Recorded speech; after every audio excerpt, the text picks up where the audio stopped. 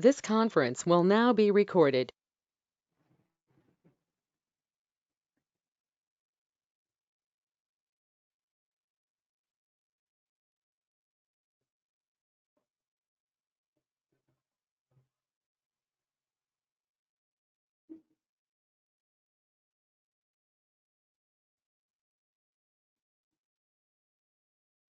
So hi to everyone. Next topic I'm going to discuss is the Olympus world. So what is a Olympus world? Olympus world is that particular world which is an example to the knowledge-based agent and to represent the knowledge. So Olympus is a beast. Olympus is a beast, and it is it is living in one particular cave where the next to that cave there is a gold. So some treasury will be there in the next to the Olympus. So the duty of the Olympus is to um, safeguard that treasury and to see that no other person is going to take that particular treasury. So the intelligent agent, the knowledge-based agent will go into this particular world.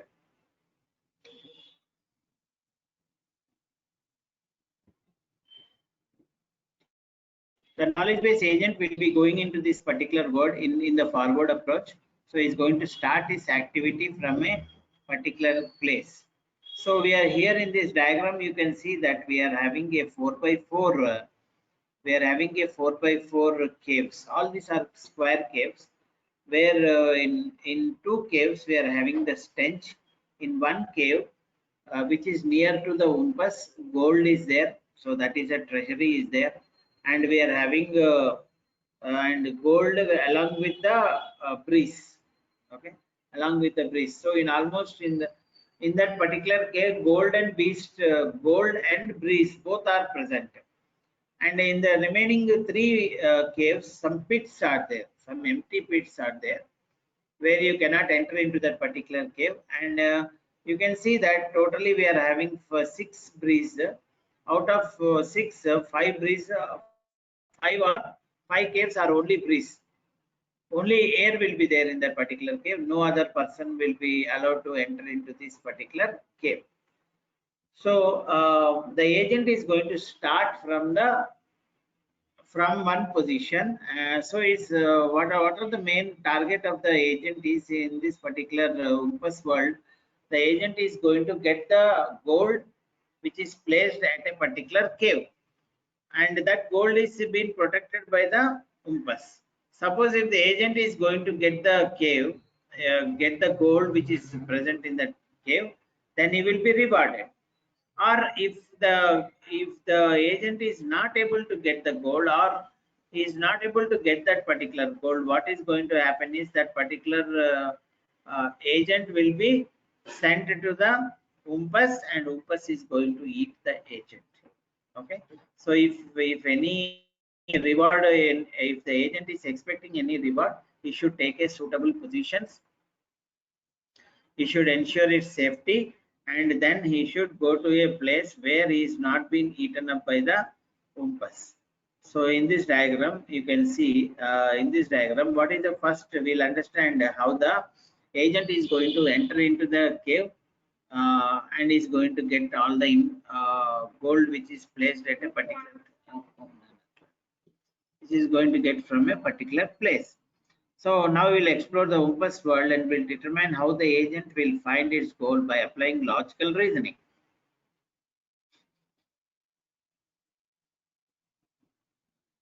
So first step, initially the agent is in the first room or the first row, first column. Okay, so here in this diagram you can see that the agent is in the first row and first column. As we already know that the room is safe for the agent. So the agent is going to start its operation from a suitable place, safe place. First of all, he is going to see the safe place. Next, safe place for the agent. So to represent the below diagram, and the rooms are safe, we'll add symbol OK. So if agent is going to visit that particular room and he finds that the room is safe, then he will say OK. OK is the symbol that the agent is going to specify at that particular room. So symbol A is used to represent the agent. So either it can be one agent or it can be two agent. So A is the symbol used by the agent, and symbol B is used for the breeze. So agent will say if A means agent, B means breeze. So you will give that particular symbols. Next is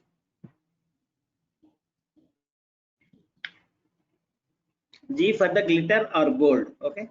Next is G for the glitter or gold. So whenever the agent is going to see that uh, G symbol, so you'll find out that yes, at this place the gold is there. Next, V is the star. V is the visited room, and P for pits, and W for Wumpus. So these are the various symbols that the agent is going to use in this particular operation. So at room 1, agent do not feel any breeze or any stench, which means that the adjacent squares are also okay. Okay. So is going to enter into first 1, and you will find that okay, this room is not having any stench. This room is not having any breeze. So he'll say that this room is okay for me, and he'll enter into, and he will enter into this room safely. Is going to enter into this. Next, now after entering into this room, next the agent is going to enter 1, 2. So first 1, 2, 1, 2. What is there? 2, 1. There is a stench. So 1, 2. First row, second column. So there is a breeze. Now you can enter into the breeze. There is no problem with the breeze. Okay. So he'll enter into this and he'll say, okay, we can enter into that room, but he will be there at 1, 1 always, because that is the safest place. Next, we will see 1, 2. 1, 2 is stench is provided. So immediately after seeing 1, 2, where the stench is provided, that means what is the meaning of stench? Stench is something that lot of smell will be coming from that cave. That means the Ompus is somewhere near to that particular cave. So you will not visit to that cave. So you will take another path. So 2, 1 definitely he can visit 2, 1, but 2, 1, what is there in 2, 1? Only breeze is there. There is no gold. So you will understand that first of all you will have the knowledge that the gold is present at one of the caves where the breeze is there and also the gold is there. So you will see that breeze. So you can go to 2, 1. You can go to 2, 1. But in 2, 1, what is there? 2, 1 only gold is there. So he will say that he will from 2, 1 he will see what are the adjacent places where he can visit. So he's still at 2, 1. So he's there at 2, 1. Now from 2, 1 he cannot go to 3, 1 because he cannot go to 1, 3. Sorry. And now he is at 1, 2, first row, second column, and he has to go to first row, third column, or he can go to second row, second column, right? So these two places from first row, second column, he can go to first row, third column, but first row, third column is not preferring. Why? Because there is a pit available at that particular place. So he's going to fall into the pit. And whenever he is going to fall into the pit, that Umpus will come and eat him away. So he cannot enter into this pit. So the next safest position is he can go from first row, first column to second row, second column. So this is the safest place he can go. So that is the second step he is going to do. And after doing this, he will go to the second. Again, he will come back. Again, he will come back from second row, second column. Again, he will come back to first row, first column, and analyze the position here. So, what is the position he can analyze from first row, first column? Okay, second row, first column, first row, second column. There is a breeze. Second row, first column, there is a stench, so he cannot visit that. So next we can visit to second row, second column. Okay.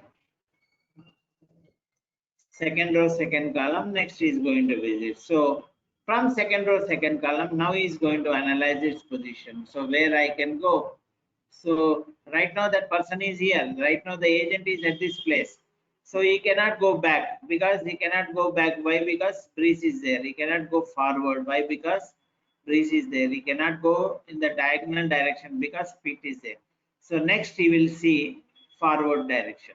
From second row, second column, he will go to second row, third column. So second row, third column, here you can see the breeze. Here you can see the breeze, and also you can see the gold which is placed in that particular row. So he'll happily enter into this particular room. In the third step, he'll happily enter into this particular room and take out the gold from this room.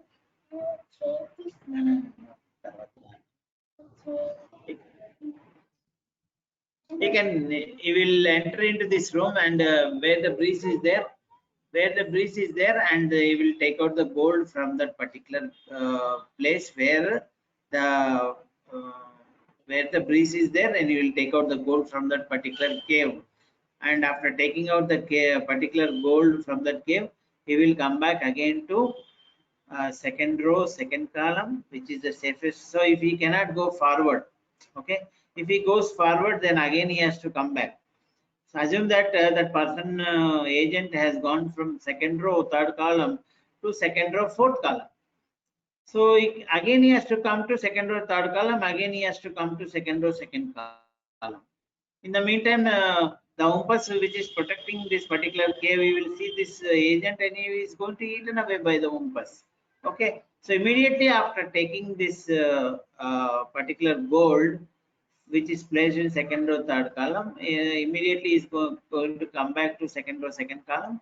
From second row, second column, you will come to first row, first column. So that is the operation that is going to be performed in the third step. In the fourth step, and now in the fourth step, the agent is going to analyze different many things. He has started at first row, first column. So what is the node that was visited? What is the place that was visited? First row, first column. Next, he will go to second row, second column. So what is the places that he has not visited? He has not visited second row, first column because there is a breeze. He has not visited first row, second column because there is a stench. So whenever there is a stench, immediately in the first or third column there is a umpus. So you will assume that whenever there is a stench, definitely the nearby cave, the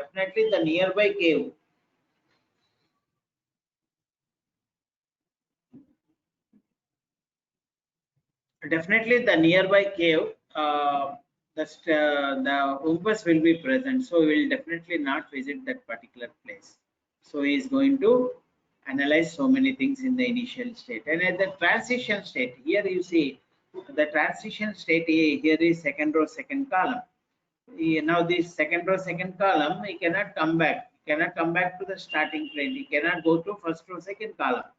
He cannot come. He cannot go to third row, first column. Why? Because there is a pit. So whenever he is going to fall into the pit, now he is not eligible to play the game. So that is a constraint. So each and every cave is having a constraint.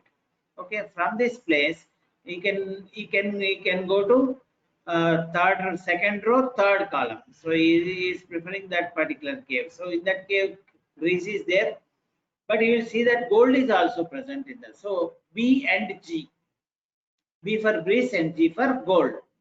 So you'll see that symbol B and G symbol, and you will take out that gold from that particular room. So that is the fourth stage. So you will also do so many transitions in this state. So in this state, what happens is we are having some functions which are executed. So this I am talking with the programming point of view. We are having many functions which are executed here. So he cannot come back. So he cannot go forward from second row, second column. He cannot come back. He cannot come back to the first row, first column. He cannot come back to second row, first column. He cannot go to third row, second column. He cannot come to third row, first column. So he will only take the position second row, third column. So immediately after taking this, there is a stench which is at the first row, second column. So immediately you will recognize that the umpus is there somewhere near to the cave. So he'll come back. He'll come back to second row, second column, and from there he will come back to the starting point. So the starting point is the ending point. There is no exit. There is no exit here. The person has to enter from this. The person has to exit from the first row, first column he has to enter, and first row, first column only he has to exit. There are no other exit points inside the caves. Okay, there is an interlinking from one cave to the another cave, but he cannot take a different route, or there is no other exit point. So this is what we are going to understand in this impulse logic, impulse word. Next, we are going to understand the propositional logic statements in artificial intelligence. The propositional logic is the simplest form of logic where all the statements are made by propositions. So a proposition is a declarative statement which is either a true or false. So I have been telling this right from beginning. It is a technique of knowledge representation in logarithmic or artificial mathematical form. For example, today is Sunday. It is Sunday. So that is one statement. That is statement is called as a propositional statement. The sun rises from the west. The sun rises from the west.